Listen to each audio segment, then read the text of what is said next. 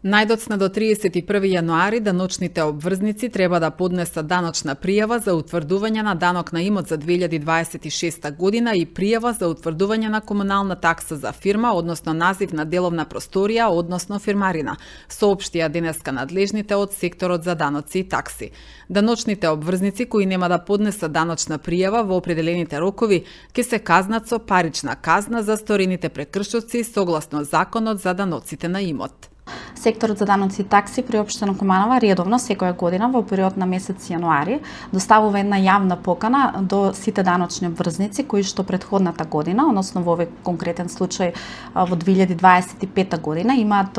стекнато недвижен имот во своја сопственост, односно отпочнале со користење на недвижен имот, а за кој истиот немаат поднесено даночна пријава за утврдување на данок на имот, се должни истото да го сторат во период до 31 јануари, и тоа представува еден вид на една последна подготовка пред генерирање на решенијата за данок на имот, што во конкретниот случај ќе бидат генерирани во почетокот, односно средината на месец март 2026 година, за да почне дистрибуција на истите до граѓаните. Ние редовно по службена должност ги правиме тие промени на пријави и одјави на даночни обврзници во случај кога имаме информации за истите промени, меѓутоа доколку постојат случаи во кои што